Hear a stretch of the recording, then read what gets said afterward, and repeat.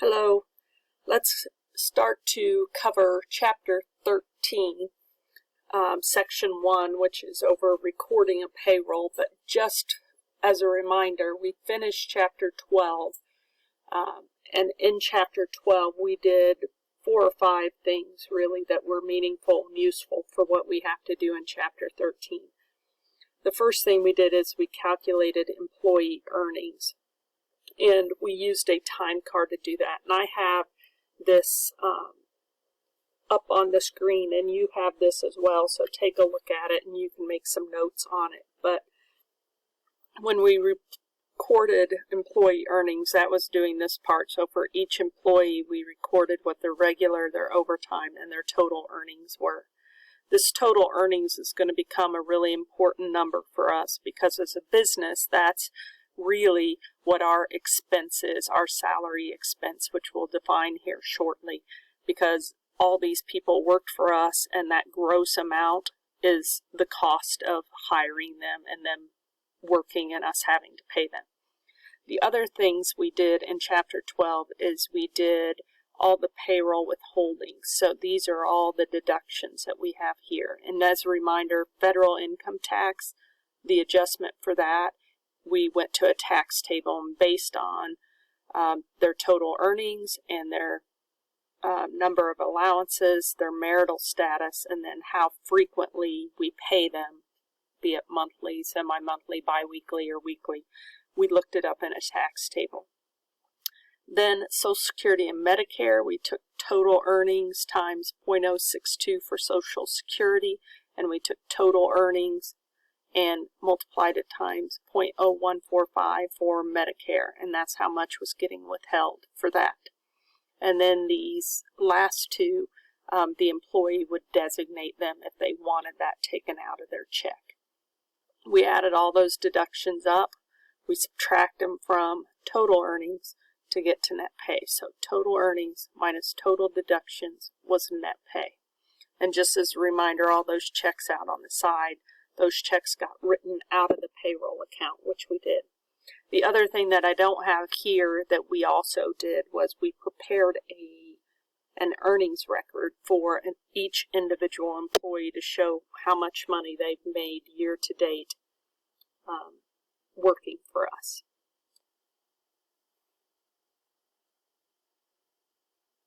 So that should have really served as a review for Chapter 12. Pretty quickly. So again, on Chapter 13, we're going to go from there. So let's get this down. Again, you have this in your handouts, so go ahead and get that out. And we're talking about here our total earnings and this number right down here, the $8,076.75. And I would get this definition then down on your notes. So the salary expense, the cost of the business, the total of the gross earnings for all employees earning hourly wages, salaries, and commissions is called salary expense. So the total gross earnings, that number on that next slide again, which is $8,076.75, is the salary expense. And as you would expect, since it's an expense, it's a cost of us doing business, which means it's a normal debit, and it goes up as a debit, down as a credit. So again, if you're looking at your handout, what we're talking about here again is this total earnings number of $8076.75. That is our total salary expense as a business from hiring all of these employees. That is our cost. So that is what we're going to debit when we do the entry. Then we have all these withholdings I just talked about for FIT, Social Security. Again, this is, and if you want to note this on here, this is the employee is paying all of these. So we're taking it out of their check and passing it on to the federal government, state governments, the insurance companies, other people.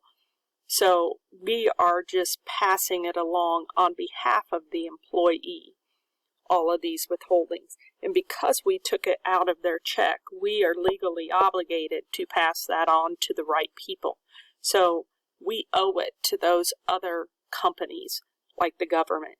So that's why every one of these accounts for each one of these items has payable in it. So we have employee income tax payable, Social Security tax payable, Medicare tax payable. We have medical insurance premiums payable and retirement benefits payable. So all of these deductions are payables for us, and just make sure you get these account names down. So we're going to credit those because we know that if it's a payable, it's a liability. Liabilities are normally credits and they increase as credits. So when we take this out of their check, our liability increases because we have to pay it to the government. And then later, when we pay them, we'll decrease that liability. So all the liabilities are credited. And then we know that the net pay, which is total earnings minus total deductions, is net pay, is $6,269.87. That's a credit to cash because that's the cash that we're ultimately paying to the employees. Because the rest of that cash, the difference, is getting paid on to other people on the employee's behalf. So go ahead and get all that written down on your notes. Okay, so they've just shown this in another format here using T accounts, which I'm going to skip over, and I'm going to go straight to the part where we're journalizing the payment of the payroll.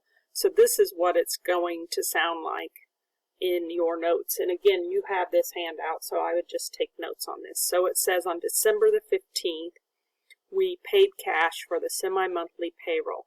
The amount of cash that we paid is $6,269.87. So that is our credit to cash. I would circle that again, and I would say this is the net pay column total from the payroll register. So net pay. Then it said the total payroll is $8,076.75. That's going to be our debit to salary expense. So again, I would circle that and I would put that is the total earnings column from the payroll register. And then it says less all these deductions. So employee income tax, $494, Social Security tax, Medicare, health insurance premium. So all those liabilities we talked about, employee income tax payable, Social Security tax payable, Medicare tax payable, health insurance premiums payable, and retirement contributions payable. All those liabilities are credited for the deductions.